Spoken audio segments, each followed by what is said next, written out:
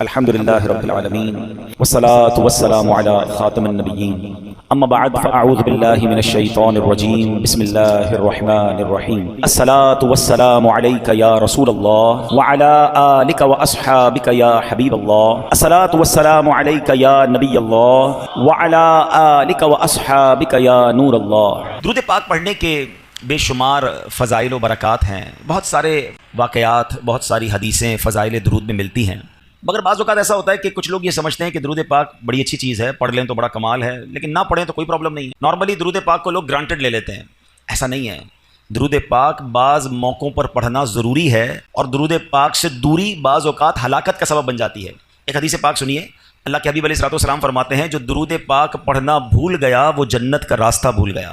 درود پاک کو چھوڑنا نہیں ہے، یہ جنت میں جانے کا راستہ ہے۔ اب جو میں آپ کو حدیث سنانے جا رہا ہوں نا، اس میں مزید نہ صرف درود پاک کی اہمیت کا اندازہ ہوگا، بلکہ ماہ رمضان اور والدین ان سب کی اہمیت کا اندازہ ہوگا۔ سرکار دو عالم نور مجسم صلی اللہ تعالی علیہ وسلم ایک بار مسجد نبوی شریف میں ممبر اقدس پر تشریف لے گئے، اور میرے آقا علیہ الصلوۃ والسلام نے ممبر اقدس پر اپنا جب پہلا پیر رکھا، قدم مبارک رکھا تو فرمایا آمین، اگلا قدم رکھا فرمایا آمین، تیسرا قدم مبارک رکھا فرمایا آمین۔ صحابہ کرام کا کمال یہ تھا کہ جب بھی وہ پیارے آقا علیہ الصلوۃ والسلام میں کوئی غیر معمولی چیز دیکھتے تھے، ان یوزول کوئی معاملہ دیکھتے تو فوراً سوال کرتے تھے۔ تو سوال کیا حضور یہ آپ نے ہر قدم مبارک پر آمین فرمایا، اس کے پیچھے کیا حکمت ہے؟ حدیث کا خلاصہ ہے، سرکار دو عالم علیہ الصلوۃ والسلام فرماتے ہیں میرے پاس جبریل امین آئے اور انہوں نے یہ دعا کی کہ یا اللہ جو ماہ رمضان کو پائے اور اپنی مغفرت نہ کروا سکے وہ ہلاک و برباد ہو جائے۔ آقا فرماتے ہیں میں نے اس دعا پر آمین کہا ہے۔ دوسری سیڑھی پر قدم رکھا تو جبریل امین نے دعا کی کہ یا اللہ جو اپنے ماں باپ کو بڑھاپے میں پائے اور ان کی خدمت اسے جنت میں نہ پہنچائے تو وہ ہلاک و برباد ہو جائے۔ آقا فرماتے ہیں میں نے اس دعا پر آمین کہا۔ اور تیسری سیڑھی پر جب قدم رکھا تو نبی پاک علیہ الصلوۃ والسلام فرماتے ہیں کہ جبریل امین نے دعا کی کہ یا اللہ جو نبی پاک علیہ الصلوۃ والسلام کا نام سنے اور آپ پر درود نہ پڑھے وہ بھی ہلاک و برباد ہو جائے۔ میرے آقا فرماتے ہیں میں نے اس دعا پر آمین کہا۔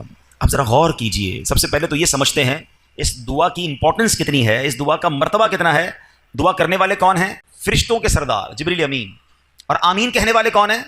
نبیوں کے سردار صلی اللہ تعالی علیہ وسلم، جناب رحمت للعالمین۔ اٹ مینز دعا کے قبولیت میں تو کوئی شک نہیں ہے۔ اب یہ تینوں کام بڑے اہم ہو گئے نا، رمضان ملے اور مغفرت نہ ہو وہ مارا جائے گا، وہ برباد ہو جائے گا۔ لیکن آپ سوچیں کہ رمضان میں میری اور آپ کی مغفرت کا انتظام کیسا کیا رب نے۔ آئے ہائے قربان جائیں اللہ کی رحمت پر، عشرہ رحمت کی آخری گھڑیاں چل رہی ہیں، سبحان اللہ۔ یعنی آپ اگر رمضان کو تھورولی دیکھیں نا تو یہ پورا پیکج ہے کہ کسی طریقے سے میرے بندے بخشے جائیں۔ رمضان ہے کیا؟ مولا علی شیر خدا کرم اللہ تعالی وجہ الکریم فرماتے ہیں اگر اللہ کو اس امت کو عذاب دینا ہوتا نا تو اس امت کو رمضان اور سورہ اخلاص عطا نہ فرماتا۔ بس ایک روایت سے سمجھ جاؤ نا کہ رمضان کیا ہے، یہ آیا ہی بخشوانے ہیں۔ اب ذرا پیکج دیکھیں کیا ہے۔ سب سے بڑا پرابلم ہمارا، ہمیں گناہوں کی طرف کون لے جاتا ہے؟ کون لے جاتا ہے؟ شیطان، ہمارا کھلا دشمن ہے نا، ہمیشہ بہکائے گا، نماز نہیں پڑھنے دے گا، عبادت نہیں کرنے دے گا، ہمارے دلوں میں وسوسے ڈالے گا۔ جو ہمارا سب سے بڑا دشمن ہے اس کو بند کر دیا، گلی مک گئی نا۔ اگر دشمن ہی نہیں ہے تو پھر تو مقابلہ ہی ختم ہو گیا۔ اچھا شیطان کو بند کیا، جنت کے دروازے کھول دیے، دوزخ کو تالے لگا دیے گئے، اور پھر سبحان اللہ فرمایا کہ روزہ دار کے لیے سمندر میں مچھلیاں سوراخوں میں چونٹیاں بھی دعائیں کرتی ہیں۔ نفل کا ثواب فرض کے برابر، فرض کا ثواب 70 گنا کر دیا۔ روزانہ افطار کے وقت 10 لاکھ گناہگار جہنم سے آزاد کر دیے گئے۔ اچھا روزانہ رات رحمت کا فرشتہ ندا دے رہا ہے، آسمان سے آوازیں لگائی جا رہی ہیں، ہے کوئی مانگنے والا اس کی توبہ قبول کی جائے، ہے کوئی مغفرت کا سوالی اس کا سوال۔ یعنی جو فقیر ہوتا ہے نا وہ سخی کے در پہ جا کر کہتا ہے کچھ دے دو آپ کی مہربانی، وہاں سے خود ندائیں ہیں کہ مانگ لو جو مانگنا ہے۔ یہ بتاؤ بخشش کا کوئی بہانہ نہیں چھوڑا گیا ہے۔ لیکن اگر پھر بھی رمضان میں کوئی نہ بخشا جائے، جو اس مہینے میں بھی گناہ کرے، روزے نہ رکھے، نمازیں نہ پڑھے، ہیں اس مہینے میں راتوں کو گناہ میں گزارے، راتوں میں پھر برے کام کرے، اب کتنی سخت بات ہے کہ تمہارا دشمن شیطان بند کر دیا پھر بھی تم گناہوں سے باز نہیں آ رہے۔ اب اس میں بھی کچھ لوگوں کو وسوسہ آتا ہے کہ یار جب شیطان بند ہے تو گناہ کیوں ہو رہے ہیں؟ تو اس کی وجہ یہ علماء نے بڑی پیاری مثال دی کہ اگر آپ سائیکل چلائیں اور چلاتے چلاتے بہت دیر تک چلاتے رہے، اس کے بعد پیڈل مارنا چھوڑ دیں، پھر بھی سائیکل کافی دیر تک چلتی رہتی ہے۔ تو 11 مہینے جو شیطان نے پیڈل مارے نا ہم پر، تو یہ سائیکل کو بریک تو اچھا سائیکل پیڈل مارنا چھوڑ دیں پھر رکے گی کیسے؟ ایک بار روک دیں، اب نہیں چلے گی، کیونکہ جب تک آپ پیڈل نہیں ماریں گے سائیکل نہیں چلے گی۔ ایسا ہی ہے نا، ہم بریک نہیں مارتے، ہونا یہ چاہیے پہلی رمضان کو ہی بریک لگا دیں کہ بس اب گناہ نہیں کرنے۔ سارے گناہوں والے دوست دور، موبائل میں سارے وہ تمام گروپ سے ایگزٹ، تمام پیجز سے باہر جو مجھے گناہ کرواتے، بریک تو لگاؤ نا، پھر نہیں ہوگا رمضان میں گناہ۔ اگر بریک ہی نہیں لگ رہا، ہمیں دوست بھی وہی چاہیے، ہمیں موبائل میں بھی وہی دیکھنا ہے، ہمیں جناب معاذ اللہ ٹی وی میں بھی وہی دیکھنا ہے، تو آپ سوچیں رمضان میں گناہ کی پنشمنٹ بھی زیادہ ہے، اس کی سزا بھی زیادہ ہے، مگر لوگ گناہوں سے باز نہیں آتے رمضان میں۔ ایک حدیث سے اس کی سیویئرٹی، اس کی سختی سمجھو. حدیث پاک کا مضمون ہے جو رمضان میں ایک گناہ کرے، ایک گناہ، اس کے 1 سال کے اعمال برباد کر دیے جائیں گے. ایسا نہ ہو کہ رمضان میں کروڑوں بخشے جائیں اور ہم اپنی بری عادتوں کی وجہ سے مارے جائیں. رمضان کی راتیں گناہوں کے لیے نہیں، عبادت کے لیے ہیں. رمضان کھانے پینے کے لیے نہیں، یہ تلاوت اور سجدوں کے لیے آیا ہے. تو نمبر 1 اس دعا کو یاد رکھنا کہ نبی پاک نے آمین کہا ہے کہ جو رمضان کو پائے اور اپنی مغفرت نہ کروا سکے وہ ہلاک ہو جائے. دوسری کیا دعا تھی کہ یا اللہ جو اپنے والدین کو بڑھاپے میں پائے اور ان کی خدمت اسے جنت میں نہ پہنچائے تو وہ بھی ہلاک و برباد ہو جائے. اب سوچئے کہ ہم اپنے والدین کی کتنی خدمت کرتے ہیں. جب والدین کی بات چلی ہے نا تو چلے پہلے میں ہماری امی حضور حضرت خدیجۃ الکبریٰ رضی اللہ تعالیٰ کا بھی کچھ ذکر کر لوں کہ کیا عظیم ہستیاں. 10 رمضان ان کا یوم وصال ہے. کمال کی حدیث سنیے گا، بخاری شریف کی حدیث. جب پیارے آقا علیہ السلام غار حرا میں تشریف لے جایا کرتے تھے، ایک دن یہ ہوا کہ پیارے نبی رسول ہاشمی علیہ السلام غار حرا میں تشریف فرما تھے. حضرت جبریل امین بھی بارگاہ رسالت میں حاضر تھے. اتنے میں مسلمانوں کی پیاری امی جان رسول اکرم صلی اللہ علیہ وسلم کی زوجہ محترمہ حضرت خدیجۃ الکبریٰ رضی اللہ تعالیٰ عنہ دور سے آتی ہوئی نظر آئیں. آگے کیا ہوا؟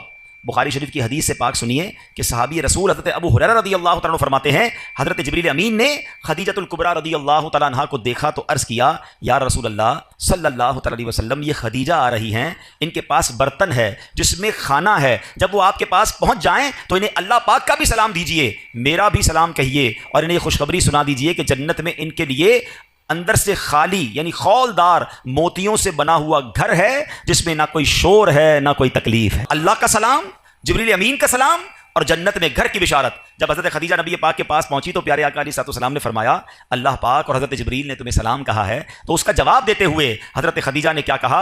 ان اللہ هو السلام وعلی جبریل السلام وعلیک السلام ورحمۃ اللہ وبرکاتہ. یعنی اللہ پاک سلام ہے اور حضرت جبرائیل اور آپ علیہ السلام پر سلامتی، اللہ پاک کی رحمتیں اور برکتیں ہوں. یہ مرتبہ ہے ہماری امی حضور حضرت خدیجۃ الکبریٰ رضی اللہ تعالی عنہا کا، مادر اولین اہل ایمان کی ہے. یہ اس کی بزرگی و پاکیزگی برگزیدہ ہے رب محمد کی بھی، عرش سے جس پہ تسلیم نازل ہوئی اس سرائے سلامت پہ لاکھوں سلام. اس کا جبریل ملحوظ رکھے ادب، جنتی گوہریں گھر اسے بخش رب، کوئی تکلیف اس میں نہ شور و شغب، منزل من قصب لا نصب لا صخب، ایسے کو شک کی زینت پہ لاکھوں سلام.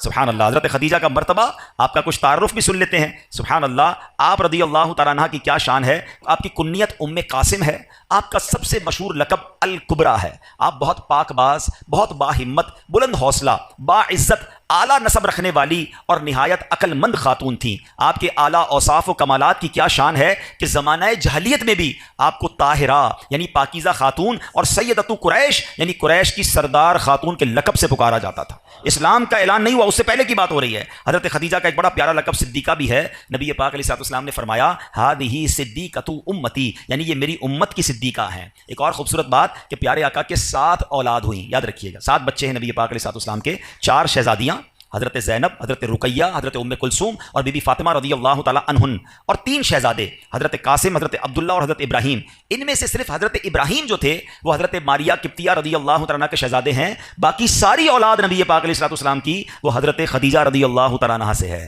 یہ یاد رہے. ایک اور خوبصورت بات کہ جب نبی پاک علیہ السلام نے ان سے نکاح فرمایا، پیارے آقا کی عمر مبارک 25 سال تھی، اور جب تک بھی خدیجہ دنیا میں ظاہری حیات میں رہیں میرے آقا علیہ السلام نے کسی اور سے نکاح نہیں کیا. اور ایک اور شاندار بات کہ تمام دنیا کے سیدوں کی، حسنی حسینی سیدوں کی جو نانی جان ہیں وہ حضرت خدیجۃ الکبریٰ رضی اللہ تعالیٰ. 65 سال کی عمر میں 10 رمضان المبارک 10 سن نبوی آپ کا وصال مکہ مکرمہ میں ہوا. آج بھی آپ کا مزار جنت المعالی مکہ مکرمہ میں موجود ہے.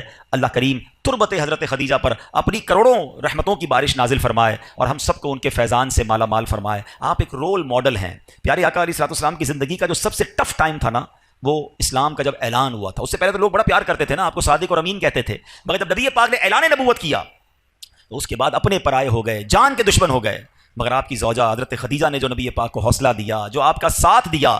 پیارے آقا علیہ السلام اپنی زندگی کے حیات طیبہ کے آخری لمحات تک حضرت خدیجہ کو یاد کرتے تھے کہ خدیجہ نے مجھے اس وقت ساتھ دیا جب میرا کوئی ساتھ دینے والا نہیں تھا. تو یہ بات سیکھنی چاہیے ہماری ماؤں بہنوں کو کہ اگر گھر میں مرد کسی مشکل میں ہے، پریشانی میں ہے، تو ہمیں اس کا ساتھ دینا ہے، تانے نہیں دینے، ٹینشن نہیں دینی ہے. اور یاد رکھیں میری وہ بہنیں اور مائیں جو مشکل وقت میں اپنے شوہر کا، اپنے بھائی کا، اپنے والد کا ساتھ دیتی ہیں، وہ اللہ انہیں سکھ کے دن ضرور دکھاتا ہے. اور جو ہم نے سنا حدیث پھر آتے اس دعا کی طرف، حضرت جبریل نے دعا کی کہ جو اپنے ماں باپ کو بڑھاپے میں پائے اور مغفرت نہ کروا سکے وہ ہلاک ہو جائے. تو اس سے سوچنا یہ ہے، اس سے سمجھنا یہ ہے کہ ماں باپ کی کتنی خدمت کرنی ہے، ماں باپ کی کتنی دعائیں لینی ہیں۔ میں آج ایک تحدیث نعمت کے لیے، شاید کسی کو یہ بات ترغیب کے لیے مل جائے، اس لیے بیان کرنے جا رہا ہوں۔ میرے ابو جان تقریباً 30 محرم کو آپ کا وصال ہوا، اللہ پاک ان کی بے حساب مغفرت فرمائے۔ ہمیں یہ ضرور اطمینان ہے کہ محرم کے اسی مہینے میں عاشورے میں انہوں نے عمرہ بھی کیا تھا، اور حدیث پاک ہے کہ ایک عمرہ دوسرے عمرے تک گناہوں کا کفارہ ہے۔ والد صاحب نماز کے لیے گھر سے نکلے تھے اور راستے میں چوٹ لگی، اور اسی چوٹ سے وہ پھر دنیا سے چلے گئے، واپس نہ آ سکے۔ تو جو راہ خدا میں نکلتا ہے، اللہ پاک اس کو اس سے اچھی کیا موت ہوگی کہ نماز کی حالت میں وہ تشریف لے گئے۔ لیکن میں نے یہ سوچا کہ ماں باپ تو چلے گئے، اگر ماں باپ حیات ہوتے تو ہم ان کے ساتھ کوئی افطار تو کرتے نا، ان کی کوئی افطار کی دعوت تو کرتے۔ تو میں نے اور میرے بھائی نے مشورہ کیا کہ اب نہ امی ہیں نہ ابو ہیں، ان کی مسجدیں تو ہیں، تو کیوں نہ ہم وہاں جا کر قرآن خوانی کر کے ایک افطار اجتماع ان کے ایصال ثواب کا کریں، تاکہ ان کی روح کو ثواب پہنچے اور قبر میں بھی انہیں احساس ہو کہ انہیں بچے ان کے بھولے نہیں ہیں۔ یہ بات میں نہ کرتا، مگر میں اس لیے اس طرح کی بات کر رہا ہوں کہ شاید وہ لوگ جن کے ماں باپ چلے گئے ہیں ان کو ترغیب ملے کہ خدا کی قسم آج اگر آپ کے پاس ماں باپ ہیں، واللہ یو آر سو لکی، جس کے پاس ماں باپ بھی ہیں اور رمضان بھی ہے، آئے ہائے اور کیا چاہیے تمہیں کہ ماں کے ساتھ افطار کرتے ہو، والد کے ساتھ افطار کرتے ہو، ماں کی دعائیں تمہارے ساتھ ہیں اور رب کی رحمتیں برس رہی ہیں، اس سے اچھی تو کوئی بات نہیں ہے۔ تو پلیز ماں باپ ہیں تو قدر کیجئے، دعائیں لیجئے، ان سے ان کو راضی کرنا، یہ تمہارے لیے جنت کا سامان ہے۔ حدیث پاک کا مضمون ہے، جن سے ان کے ماں باپ راضی ان سے ان کا رب راضی، اور اگر ماں باپ ناراض تو رب ناراض، انہیں ناراض نہ کرنا، ہمیشہ خوش رکھنا۔ اور اگر ماں باپ چلے گئے ہیں تو انہیں بھولا نہ کرو، کسی نہ کسی بہانے انہیں تحفے پہنچایا کرو۔ ہم کیا تحفہ پہنچا سکتے ہیں؟ اب تو ان کو کوئی پیسے تو نہیں دے سکتے، کوئی سوٹ پیس بھی نہیں دے سکتے، مگر دعائیں تو دے سکتے ہیں، ثواب تو پہنچا سکتے ہیں۔ ہر بندہ اپنی حیثیت کے مطابق کرے، ضروری نہیں کہ آپ بہت بڑا افطار اجتماع اماں جان کے لیے کریں گے تو ہی ثواب پہنچے گا، پوری مسجد بنائیں گے، ہر بندہ اپنی حیثیت کے مطابق۔ آپ مسجد میں ایک اینٹ لگا دیں، اگر آپ کی جتنی حیثیت ہے، آپ 2 کھجوریں کسی کو کھلا دیں کہ یہ میرے ابو کے نام کی ایک کھجور، یہ میری والدہ کے نام کی ایک کھجور، انہیں پتہ تو چلے، انہیں کی روح کو احساس تو ہو کہ بچوں نے یاد رکھا ہے، بھول نہیں گئے، بھولی بسری داستان نہیں بن گئے ہم۔ اور آج آپ اپنے ماں باپ کو یاد رکھیں گے، کل آپ کے بچے آپ کو مرنے کے بعد یاد رکھیں گے۔ تو یہ سلسلہ آگے بڑھنا چاہیے۔ ماں باپ کی وجہ سے ہم جو کچھ ہیں آج ہیں، اللہ جو ہمیں عطائیں فرما رہا ہے، انہوں نے دن رات ہمارے لیے دعائیں کی ہیں، تو ہمیں ان کی قبر میں انہیں راحت پہنچانی چاہیے، وقتاً فوقتاً انہیں تحفے بھجوانے چاہیے۔ عید آتی تھی تو ماں کو سوٹ پیس دیتے تھے نا، ماں کو تحفہ دیتے تھے، اب نہیں دے پا رہے تو کوئی مسجد میں صدقہ جاریہ والا کام کر کے امی کو ثواب پہنچا دیں، کسی غریب کا بھلا کر دیں، نیت یہ کریں کہ میں اپنے ماں باپ کے لیے کر رہا ہوں۔ آپ کو پتہ ہے ماں باپ کے لیے ایصال ثواب کرنا کتنی بڑی نعمت ہے؟ جو بچہ اپنے ماں باپ کے لیے حج کرتا ہے نا، یعنی اگر فرض حج پہلے کر لیا، اب نفلی حج کرنے جا رہا ہے اور نیت کرتا ہے کہ میں اپنے والدین کے لیے کر رہا ہوں، تو حدیثوں میں یہ الفاظ آتے ہیں کہ ماں باپ کو تو حج کا ثواب ملے گا، اس بچے کو 10 حج کرنے کا ثواب ملے گا۔ کمال کی ہستیاں، ان کی وجہ سے ہمارا ثواب بھی ملٹی پلائی ہو جاتا ہے، تو پھر کیوں انہیں بھولیں؟ خوب ایصال ثواب کریں، ان کی قبر پر جایا کریں۔ اور تیسری حدیث پاک کا جو جز تھا، تیسری دعا تھی کہ اللہ کے نبی علیہ الصلوۃ والسلام نے فرمایا کہ جو پیارے آقا علیہ الصلوۃ والسلام کا نام نامی سنے اور درود پاک نہ پڑھے وہ بھی ہلاک و برباد ہو جائے گا۔ تو خوب درود پاک پڑھیں، خوب درود پاک پڑھیں، اس مہینے میں درود پاک پڑھنے کی عادت ڈالیں۔ علماء نے یہ بڑا آسان کر دیا ہمارے لیے کہ اگر ہم کبھی نبی پاک علیہ الصلوۃ والسلام کا نام سنیں اور درود پڑھنا بھول گئے تو علماء کہتے ہیں دن میں ایک مخصوص تعداد میں درود پاک پڑھ لیا کرو، 100 بار، 200 بار، 300 بار، تو پورے دن میں جتنی بار بھی نام نامی سنا ہوگا، لیا ہوگا، درود نہیں پڑھ سکے تو اب جو یہ پڑھو گے یہ پڑھنا قائم مقام ہو جائے گا۔ تو اللہ کریم سے میں دعا کرتا ہوں کہ رب کریم ہمیں ماہ رمضان کی قدر نصیب فرمائے، اپنے والدین کی قدر نصیب فرمائے، ہمیں درود پاک کی کثرت کرنے کی توفیق عطا فرمائے۔ رمضان میں تراویح میں جینا چرایا کریں۔ کچھ لوگوں کو دیکھا ہے شروع میں 3-4 دن آتے ہیں پھر غائب ہو جاتے ہیں، یا 2-5 روزہ 10 روزہ تراویح پڑھ کے سمجھتے ہیں تراویح معاف ہو گئی ہے۔ تراویح سنت مؤکدہ ہے۔ آپ کو پتہ ہے تراویح کا ثواب کتنا ہے؟ رمضان میں ہر سجدے پر اللہ کریم 1500 نیکیاں عطا فرماتا ہے، ہر سجدے پر جنت میں سرخ یاقوت کا ایک گھر عطا کیا جاتا ہے۔ آئے ہائے ہائے، اتنی اللہ نے رحمتیں آسان کر دی، پھر ہم تراویحوں سے بھاگ جاتے ہیں۔ تراویح بھی پڑھیں، نوافل بھی پڑھیں، تہجد بھی پڑھیں، اللہ توفیق دے اشراق چاشت بھی پڑھیں، رغبت کریں۔ یہ وقت آیا، آپ کو پتہ ہے پچھلے رمضان میں کئی لوگ ہمارے ساتھ تھے، کیا پتہ اور آج نہیں ہے، کیا پتہ اگلے رمضان میں ہم نہ ہوں۔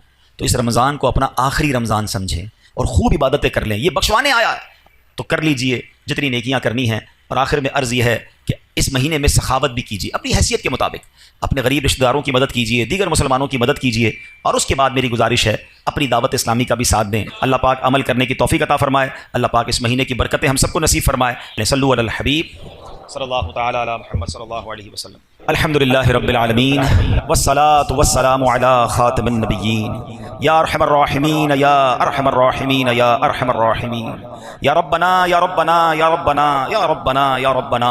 اے رب کریم ہماری زندگی میں جو ٹوٹے پھوٹے نیک اعمال ہیں میرے مالک، ان تمام اعمال کا ثواب سرکار دو عالم نور مجسم صلی اللہ تعالی علیہ وسلم کی بارگاہ میں ہدیتاً تحفتاً عقیدتاً پیش کرتے ہیں، قبول فرما۔